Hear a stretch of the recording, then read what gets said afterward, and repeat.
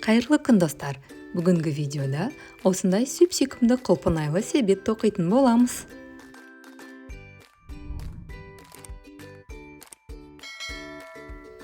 Себетімізді тоқу үшін қалыңдығы бірдей қызыл және жасыл жіптер, сондай-ақ қалыңдығы 3,5 мм болатын ілмек, яғни крючок қажет болады. Менің жасыл жібім аз болғандықтан, басқа қалыңдықтағы жіппен араластырып тоқитын боламын. Тоқуды бастамас бұрын жіптің қалыңдығын туралап аламыз. Жібім жіңішке болғандықтан мен 4 қабат жіптен тоқуды ұйғардым. Қалыңдықтарын салыстырып көреміз. 4 қабатты жіп маған тура келетін болды.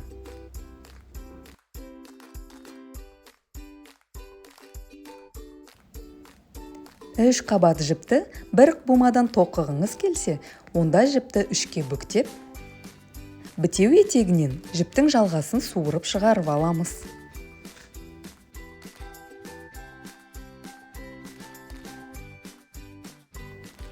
Тоқу барысында түйініміз мүлдем білінбей кетеді.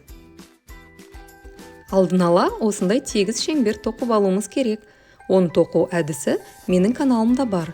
Сол арқылы өзіңізге қажетті диаметрде тоқсаңыз болады. Бірінші қатар шеңбердің жиегіне видеода көрсетілгендей жіпті бекітіп алып, себеттің қабырғасын тоқып бастаймыз.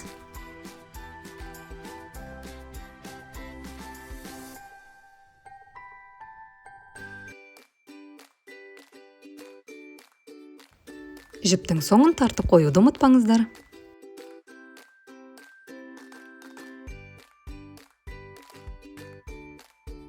Мен әдеттегідей жіптің етегін қосып тоқып тастаймын.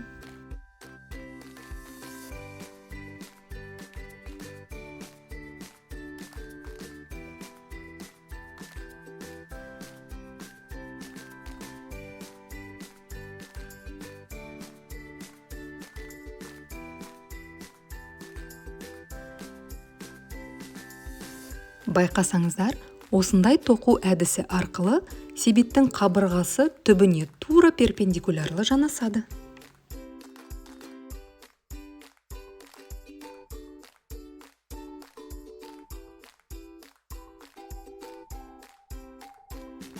Осылайша шеңберді айналдыра тоқып шығамыз.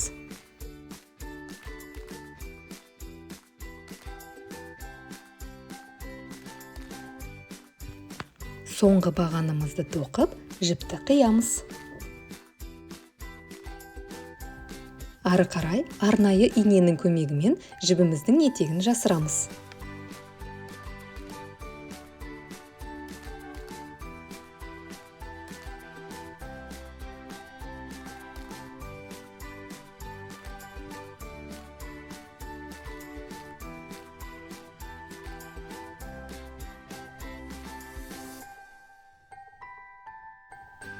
Екінші қатарда қызыл жіппен болашақ құлпынайларды тоқимыз. Ол үшін жібімізді бекітіп, 3 бос ілмек тоқып аламыз. Кейін ілу жасап, сол нүктеге тағы да 4 қосымша ілмелі баған тоқимыз.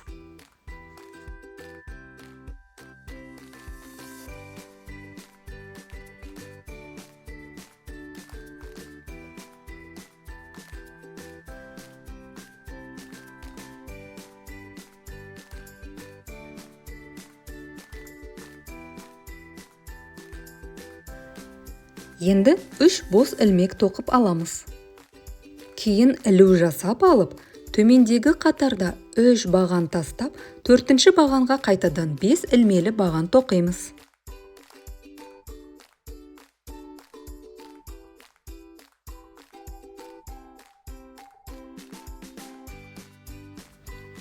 Қайтадан 3 бос ілмек тоқып, 4-ші бағанға 5 ілмелі баған тоқимыз.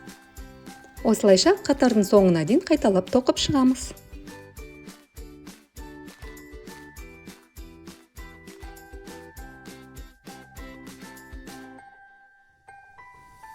Қатар соңында 3 бос ілмектен кейін жанасу ілмегін, яғни соединительная петля тоқып, жібімізді қиямыз.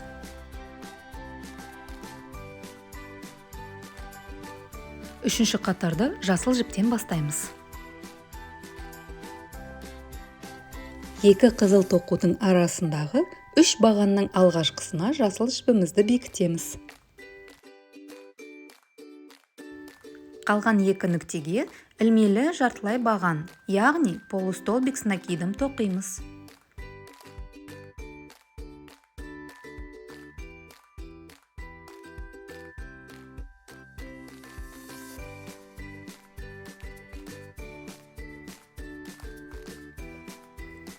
Енді құлпынайларымызды қалыптастырып бастаймыз. Ол үшін ілу іліп алып, қызыл жолдағы баған арасынан бір ілмек шығарып аламыз. Қайтадан ілу іліп, келесі қызыл баған арасынан ілмектер аламыз. Осылай қатар соңына дейін 5 рет қайталап ілулер ілеміз.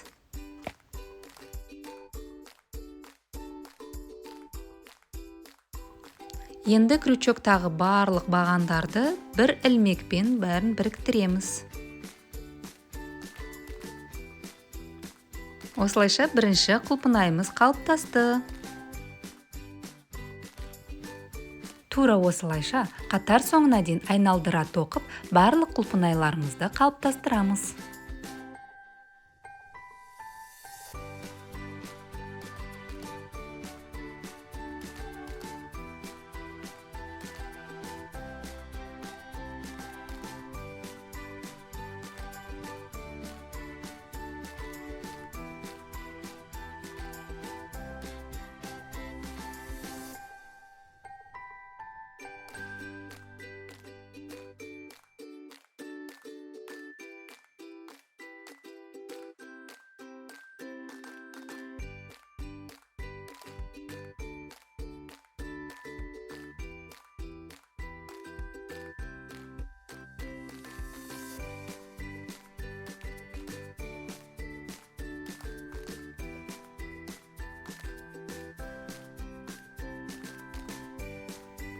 Соңғы құлпынайымызды тоқып болған соң, жіптің етегін қиып тастаймыз. Және де иненің көмегімен жіпті біріктіріп, етегін жасырамыз.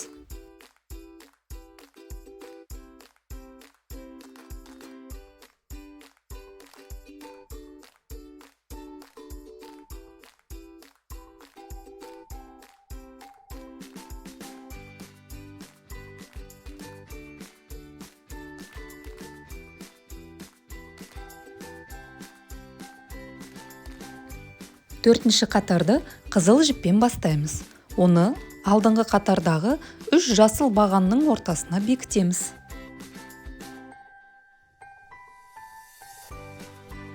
Әрі қарай тоқылу әдісі тура екінші қызыл қатардағы сияқты.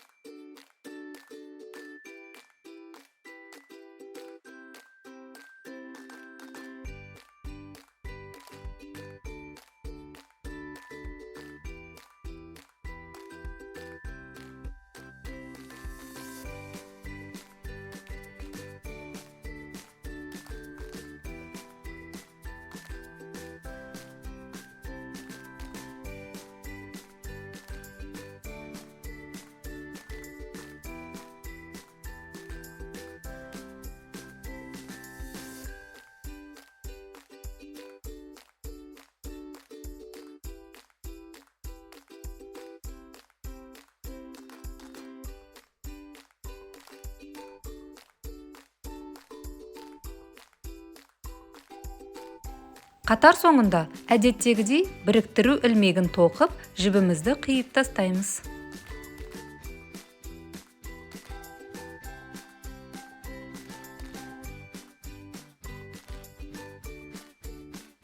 Жіптің етегін иненің көмегімен не болмаса тоқу барысында жасырып тастасаңыздар болады. Келесі 5-ші қатарда жасыл жіпті 3-ші қатардағы жасыл бағанның шетіне бекітеміз.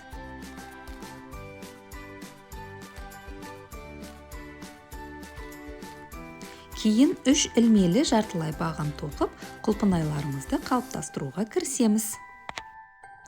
Әр қарай тоқылу әдісі тура 3-ші қатардағыдай.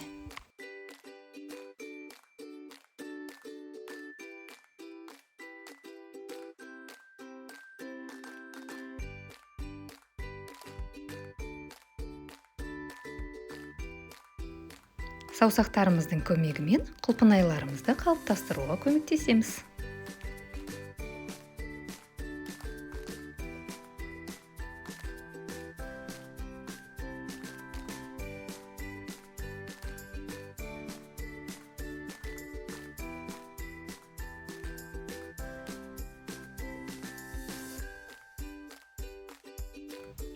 Тура 3-ші қатардағыдай, осы қатарды да соңына дейін айналдыра тоқып шығамыз.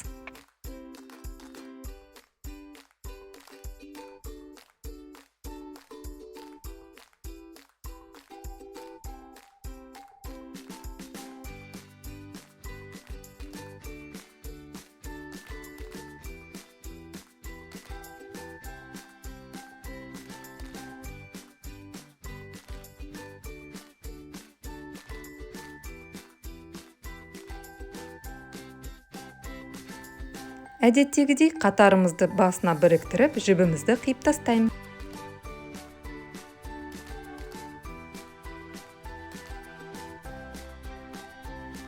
Осы қатарларды қайталап тоқу арқылы керек биіктікке дейін тоқимыз.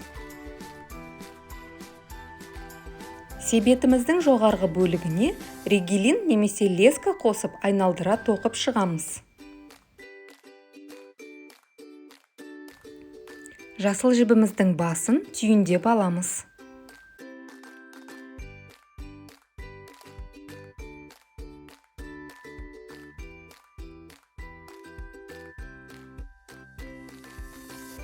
Енді себеттің жоғарғы бөлігіндегі кез келген нүктеге жіпті бекітеміз.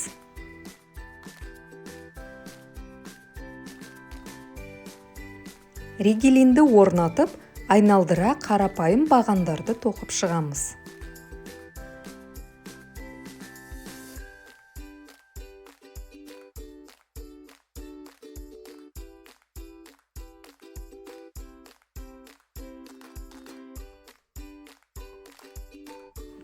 Себетіміздің жоғарғы бөлігі қысыңқы болмас үшін, мен тағыда 4 қосымша бағанды біркелкі етіп орналастырып қосып тоқып шықтым.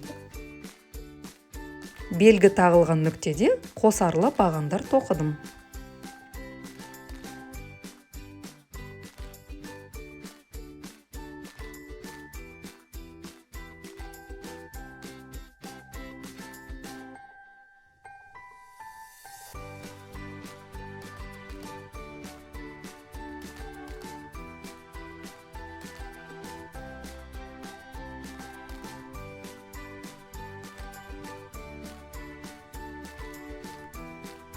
Екінші белгідегі қосарлы бағанымызды тоқыдық.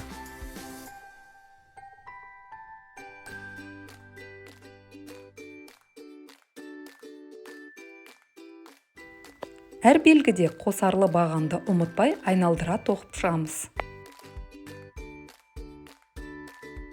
Ригелиннің басы мен ортасын біріктіріп, қосып тоқып жібереміз.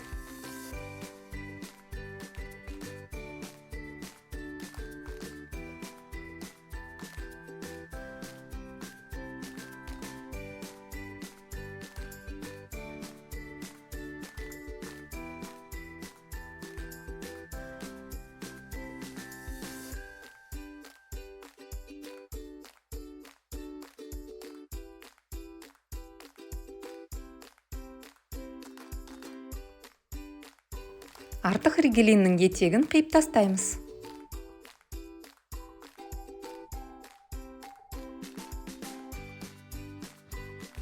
Жай бағандарды айналдыра отырып, тағыда қосымша 2-3 қатар тоқыдым.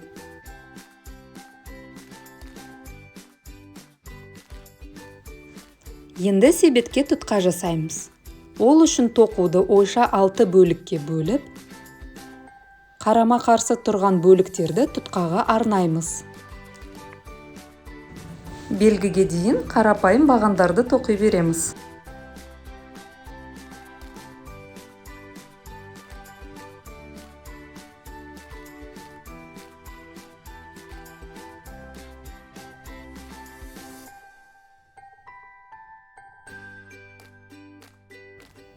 Екі белгінің арасы 11 баған болғандықтан 11 бос ілмек тоқып аламыз.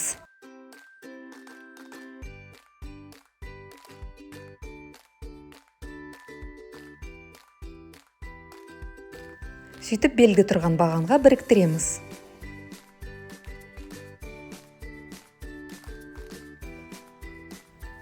Келесі белгіге дейін қарапайым бағандарды тоқимыз.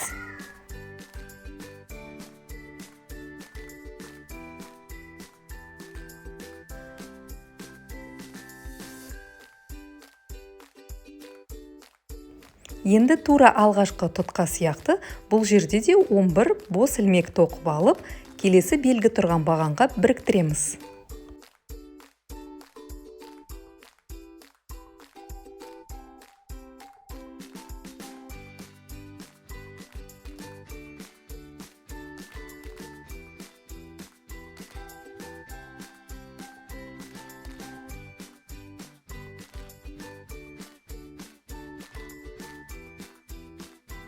Бос ілмекке дейін қарапайым бағандарды тоқимыз. Енді бос ілмектің үстіне қарапайым 11 баған тоқып шығамыз.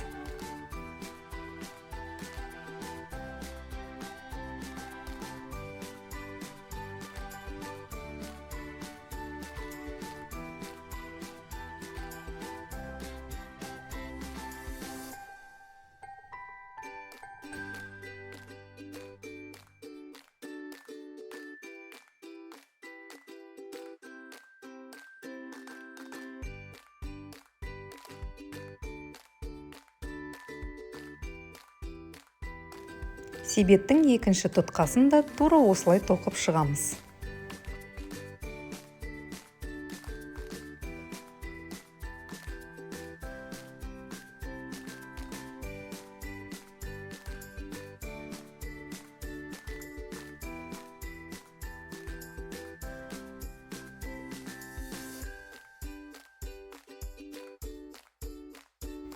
Жоғарғы қатарына ригелин немесе леска қосып тоқып шығамыз. Сонда себет пішінін жоғалтпай мықты болып тұрады.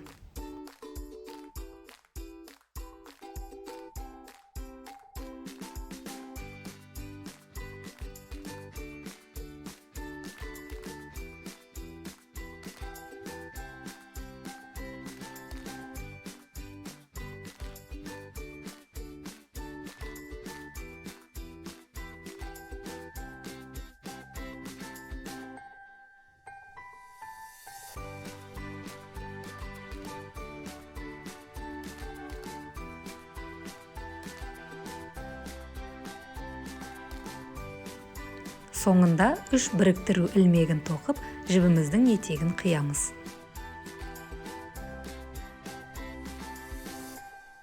Артық етегін иненің не крючоктың көмегімен жасырамыз.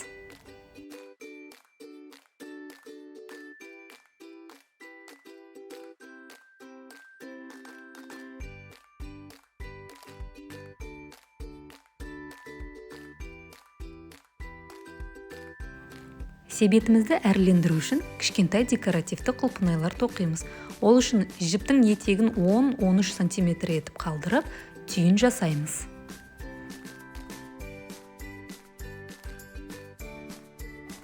Енді 4 бос ілмек тоқимыз. 1, 2, 3, 4. Енді алғашқы ілмекке 10 ілмелі баған тоқимыз.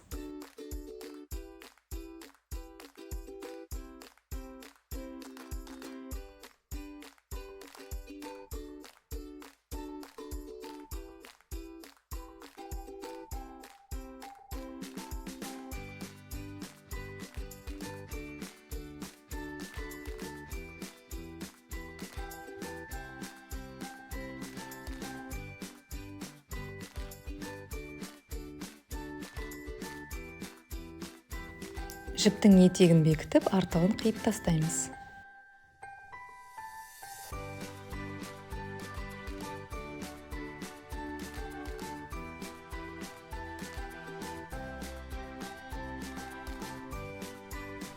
Енді бағандардың арасына жасыл жіпті бекітеміз.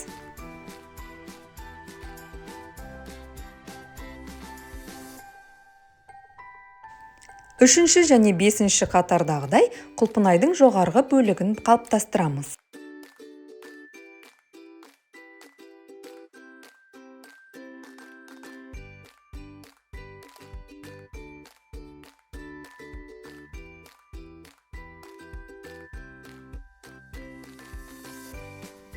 Құлпынайдың бұл бөлігін тоқу оңай емес екенін байқаған шығарсыздар. Сол себепті асықпаңыздар және де өте мұқият болыңыздар.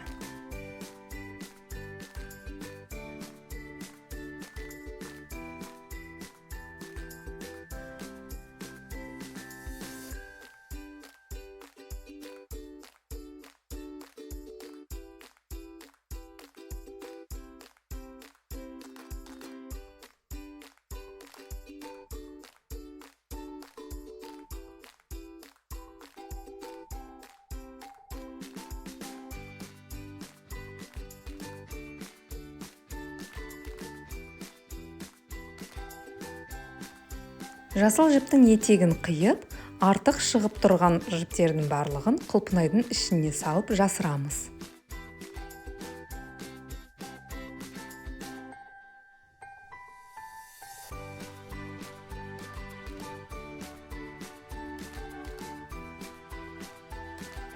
Жасыл жіптен осындай шынжыр тоқып алып, оны себетімізге алдын ала орнатамыз.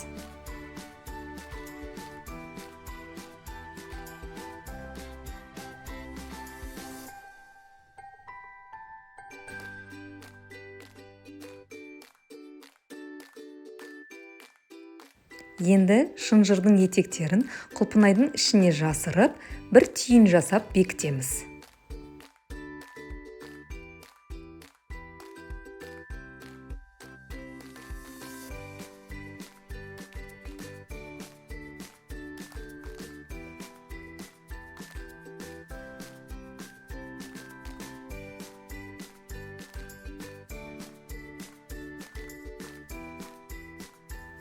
Арнайы қалдырған қызыл жіптің етегімен барлық құлпынайдың ашық тұрған жерлерін тігіп шығамыз.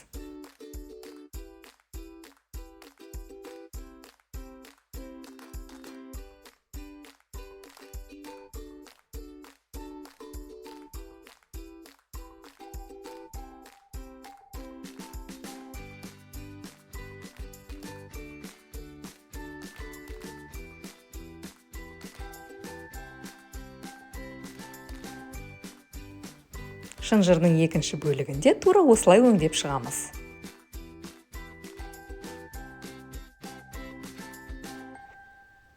Енді шынжырдан тек бантик байласақ, себетіміз дайын.